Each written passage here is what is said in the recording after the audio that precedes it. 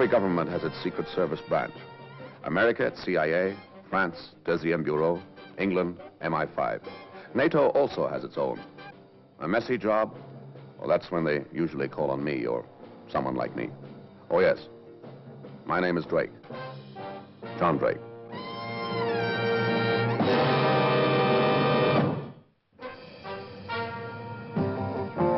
I can clearly remember the very first time I experienced a real, genuine surprise. It was when I learned that storks bring only storks. Now, since then, I've been surprised, but not as much, until this morning. I had a call from the Baravian embassy asking me if I'd come at once to see them. Now, I've been sentenced to death by their present government, in my absence, fortunately. Technically speaking, of course, the Baravian embassy is on Baravian soil, but they were hardly likely to execute me there and then on a Wednesday morning in a respectable London square, so curiosity got the better of me. I was even more surprised when I was ushered into the office of my old enemy, Miguel Torres, spy, undercover agent, provocateur, freelance saboteur. My old friend, John Drake. Why aren't you dead? Have a cigarette. Yeah, thank you. What do you think, huh? Of what? Of me, Miguel Torres, now the legitimate representative of a legitimate government. Everything legitimate. Come now, we do not carry torches or banners, you or I. We do a day's work for a day's pay, and if we find ourselves on the opposite sides of the fence, what harm? We are professionals, mechanics. When the job is over, there is no hard feelings, huh? What's on your mind? Our President Gomez and his wife arrived in this country last night. Oh, yes, I do scan a newspaper occasionally. Top-level trade talks, very good publicity angle, too. The lovers, where my husband goes, I go. My country and Maria are my life. It's all very touching. I did a good job, yes. But it is all true. They are very dependent upon one another. So? Nothing must happen to either of them while they are in London. This is why I have sent for you. Why me? I was told to get the best. Your dear old pal. Right. I want you with your quick eyes watching, and your big ears listening, and your animal sense of danger. And the real reason? We are expecting trouble from your friends. Be a little more explicit, please. Come now, Drake. This is Mike Torres, remember? And remember 2 years ago, the uprising in Moravia? Who was it helped the leaders to escape, huh? Who was it found them refuge here in London? Who knows where they are and is trusted by them? You! That is why I must have your help. What made you think I'd help you? For $10,000 and expenses, $20,000. No. Double if you stop an attempt. Triple if you stop a bullet. No, I wouldn't like to take your government's money. But I'll take the job, for one reason only. As you say, I know many Baravian exiles in this country. To them, the mere existence of your President Pablo Gomez is an offense and extreme provocation. They've got every reason for wanting to kill him. But they're my friends, and I wouldn't like them to get into that sort of trouble. He's not worth it. But you will help me. Yes, I'll Come. help you. Thank you. And I feel so lonely and I see this alone. Enter. Mr. Drake, senora. Bring him in.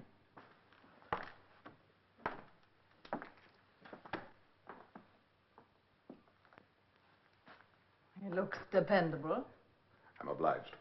You may go, Torres. I'll talk to Mr. Drake alone. As you wish, senora. I'm aware, Mr. Drake, that in the recent revolt in our country, you did not play a role exactly sympathetic to us. Now, my sympathies on that occasion were with your husband's enemies. I helped them to escape. I thought, in fact, I still think that they were in the right. But that, of course, has nothing to do with my protecting your husband and yourself now. Yes. They told me you were an honorable man. Now, Torres has told you what is expected of you? Yes. And how do you propose to do it? Well, I should think the first and obvious thing is to check on all the exiles over here. I know where most of them are and what they've been doing since they fled your country. No, I do not want them persecuted anymore. Leave them alone. Do you usually hire experts and then do the job yourself? Let me put it this way, Mr. Drake. The revolt failed. The leaders lost homes, their wealth, everything. Now they are exiles, trying to make a new life in a strange country. We do not wish to be vindictive. Well, admirable sentiments, but then, of course, you can afford to be forgiving. Nevertheless, I should still like to check on them, should I find it necessary. Very well, Mr. Drake. If you say so. I should like you to report to Mr. Torres at least once every day. No, not to Mr. Torres, either to you or to your husband. Oh? Have you something against Mr. Torres? No, that's hardly the point. Then what is? It's just that I've decided to be responsible only to you. As you wish, Mr. Drake. You'll be hearing from me. Goodbye.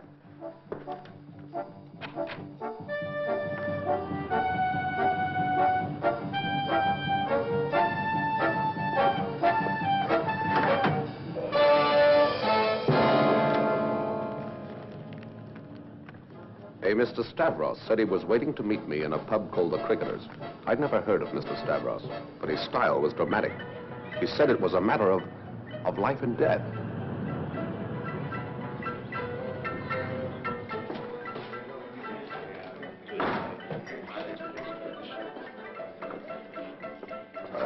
Beer, please. Beer, sir?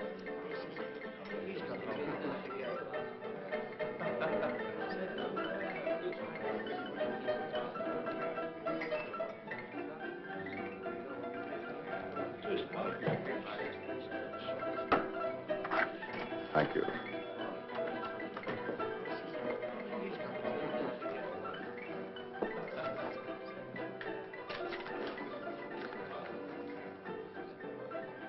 I now drink beer with you, sir. Another beer, please. Thank you. You write this note? Perhaps. You say that there is a certain piece of information which might be of considerable interest to a distinguished visitor to this country? I do not say. The note says. All right, the note says. It is nice, I think. I first tell you a little about myself, a little background, yes? Yes, go ahead. I'm a solitary man. My own little room, my own bed. There's only me and my cat living together quietly with love and peace.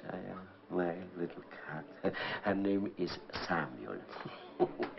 I thought it amusing to give a little boy's name to my little girl cat. You find it amusing? You agree? Yes, I agree. Very amusing. Samuel, she has her amusements, yes, and I have my hobbies. Once my hobby was to set fires, commercially, you understand, for a fee, nothing personally, you understand? I understand. Oh, it was a big success, but I grew bored, yeah, dull. Now I have a more interesting hobby. I make bombs. Commercially, for a fee. Nothing personal.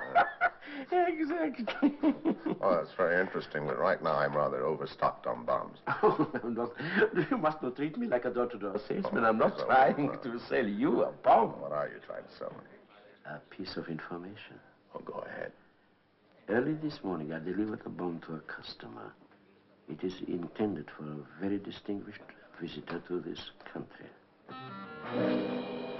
Thank you. Very much. Press. Right.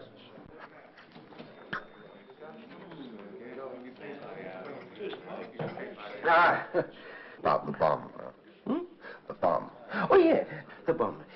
Well, usually I'm not concerned with what happened to my products. I make them, I deliver them, I take the fee. But this one, special thing. What an unusual order. And so delicate. A mechanism. A thermal bomb. So naturally you became unusually curious. Oh, it contains its own automatic detonating agent. It's, let's see, say, this is the casing, you see, and now I seal it. Once sealed, self-generating heat is produced by this element. Here, you see, at a set time, the fuse ignites itself and... Very impressive. Oh, my dear sir, the hours of experiment. And nothing comes easy. Endless trial and error. Very few sincere craftsmen left in the world today. That's the trouble. No pride in the work. No pride. Everybody just wants how much overtime, restricted practice. Materialism is destroying us. Now, about the bomb, what time is it set to go off? You have delivered it, haven't you? I can tell you who purchased it, where it is now, and what time it will detonate itself, and where. I do not think £10,000 too high a price for this information, do you? Rare bargain. How do you learn these things? You're very clever, sir. Also cunning. If I tell you how, I tell you who and where. All right. I'll pay. Where is it? No. In advance. If the money is not forthcoming later, what steps could I take? Can I sue? Surely you see the delicacy of my position. Oh, yes, of course there is that. All right, then I'll pay in advance. Now, if you were to come... No. You get the money in cash. And give me a number where I can call you in 1 hour. It won't go off before then. Sir, I'm a craftsman. All right. Here is a number where you can ring me. It's quite safe. It's a private line. You're a splendid gentleman. It's a pleasure to do business with you.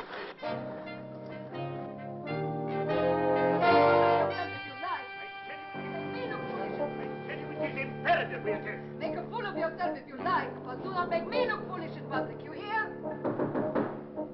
And, Oh, Mr. Drake, do come in. I told you about Mr. Drake, dearest. Remember? Yes, of course. Glad to know you, Drake. How do you do, sir? I have a report to make. I will attend to Mr. Drake, darling. I know you have such a lot on your mind. Thank you, my love. That would be most helpful. And now I had to tell her that somewhere in London, a bomb was waiting to keep an appointment with her husband.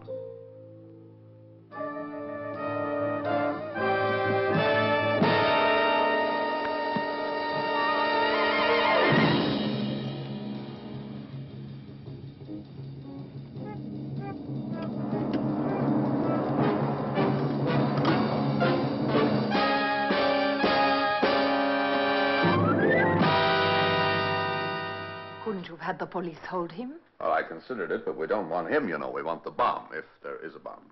And you think there is? Yes, that's why I let him go. Oh, incidentally, I gave him the number of your private line up here. Do you think he'll call? Well, if he doesn't, then there's nothing in it. He's just a crank. You say this bomb, if there is a bomb, is already set to go off at a certain time. Nothing will stop it. That's right. Well, then, of course, you must have the money. I'll arrange for it at once. Hello? Yes? Yes, that's right. Mr. Drake is here. Hello, yes, Drake here. Yes. Yes, I have the money. Now, if you will come to... All right. 5 o'clock. I'll be there. Yes, alone. And to put the money in a briefcase, go to Paddington Station and wait by the bookstall. Torres, we'll see that you're covered. No. His men will... If he sees anyone watching me, then I won't be approached. I'm sorry, but no cover. Very well, Mr. Drake. Go alone. Yes, I think so. At Bath, Bristol, Yacht and Western Supermare. Change at Yacht for police. Attention please, Mr. John Drake. Attention please, Mr. John Drake. Telephone call for Mr. John Drake. Please call at the station master's office. Mr. John Drake.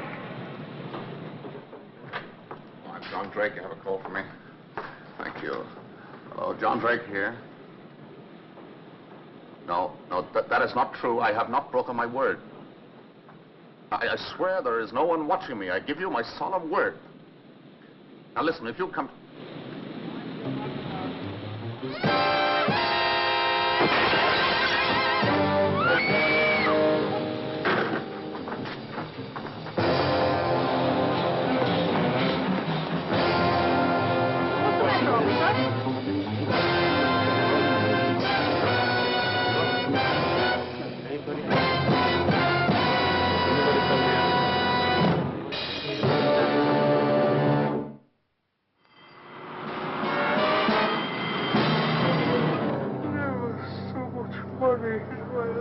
We made a bargain. A bargain. Do you remember? You said that you were a craftsman, an honest man. Remember? I remember. The bomb. Where is it? What time does it go off? Tonight. 8:25. Precisely. Tonight? Precisely. 8:25. Precisely. Approximate. Where is it? Where? It's...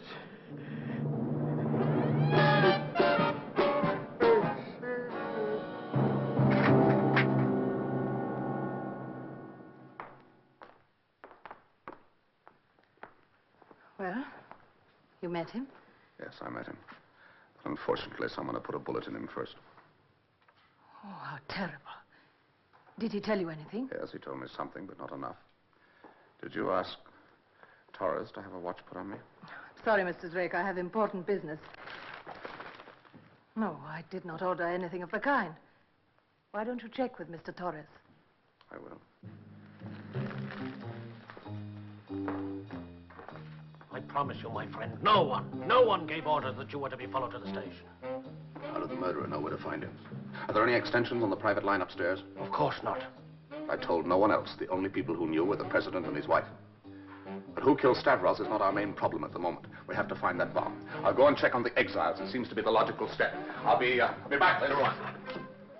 I knew where each and every one of them were located, and I could put my hands on them at a moment's notice. But none of them knew anything.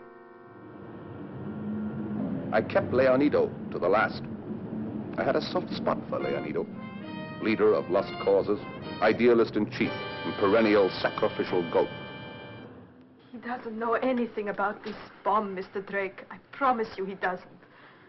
I'm sure he doesn't, Rosa. Please forgive this intrusion.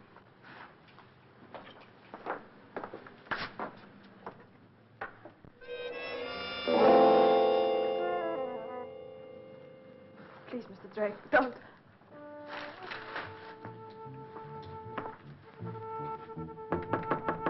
All right, you can come out now, ma'am.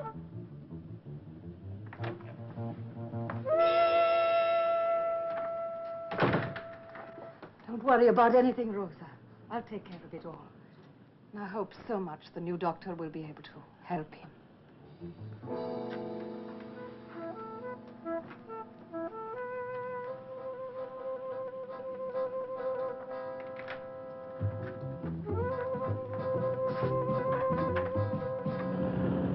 Mr. Drake, try to understand. A long time ago, when we were both children, Rosa was my friend. Whatever Leonido did to my husband and me, she is still Rosa. Whatever I can do to help her, I will do. Why did you hide from me, ma'am? I was not hiding from you. How was I to know it was you came into the room? It might have been just anyone. What the newspapers would have done with a story like that. You have a point there. You don't believe a word I've said.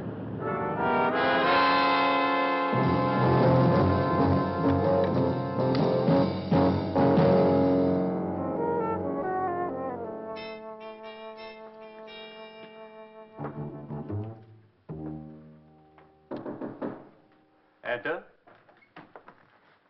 Aha, Mr. Drake. Good evening. May I bring my men in now, sir? Men? What men? What for? Oh, to search your suite, Mr. President. Either you have gone mad or I have. Now tell me slowly, why should anyone want to search my suite? Sure your wife has told you? She told me nothing. One moment, she is here. Maria, here a moment. Yes, my love? What's all this nonsense I hear from Drake about searching the suite? Mr. Drake has had information that a thermal bomb designed to kill us is concealed somewhere. Possibly in the embassy. What, and you knew this and did not tell me? Oh, for heaven's sake, Maria. I keep many things from you, Pablo. I saw no point in upsetting you. By all means, bring in your men. Make a complete search. I cannot understand you, Maria. Not to tell me something as important as this. May I suggest that you both go into the morning room that's already been searched? Very well. Thank you very much. Keep me aware of any developments, Drake. Oh, yes, of course. Would you come in now, please? Thank you. As quickly as you can.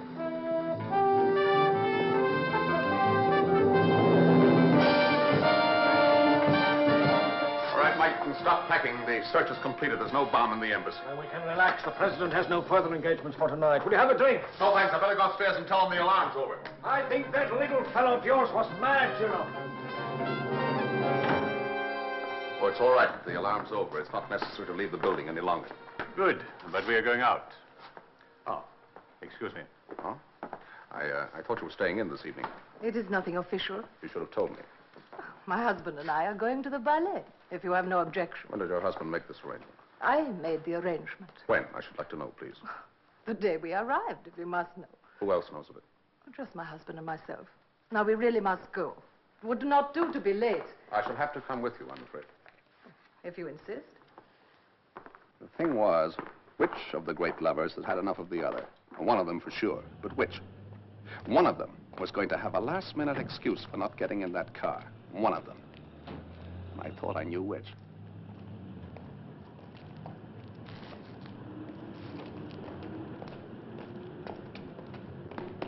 Sir, a long-distance call. The Minister for Defense. He must speak to you immediately. What now? Very well. Sorry, my love. You go on. I will follow. I was wrong. He stayed behind, not her.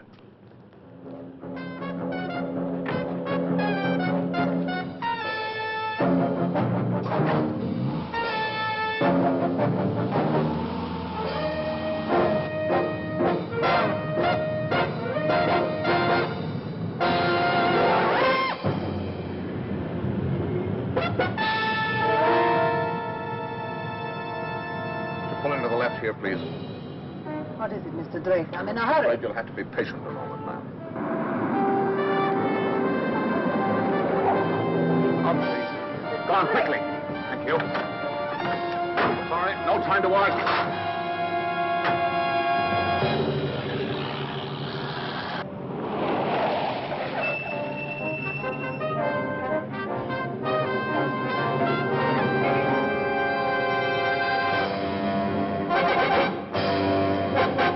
Mr. Drake, will you kindly explain your extraordinary behavior?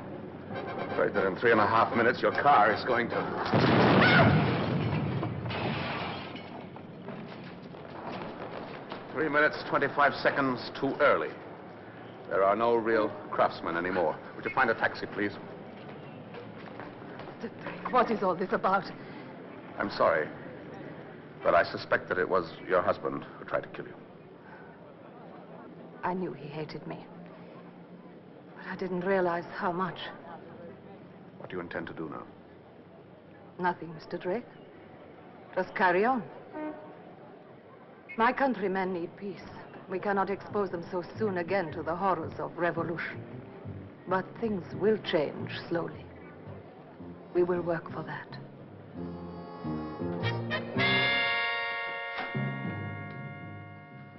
Well, why are you back so soon? I'm afraid I have something very dreadful to report, sir. Yes? Your car has been blown up by a bomb. No. My wife, she was in it. No. Thanks to Mr. Drake, I was not. I think you should know, sir, that I shall be making a full report on this. And if any other accidents were to happen to your wife in the future, I should make quite certain that the world knows all about this one.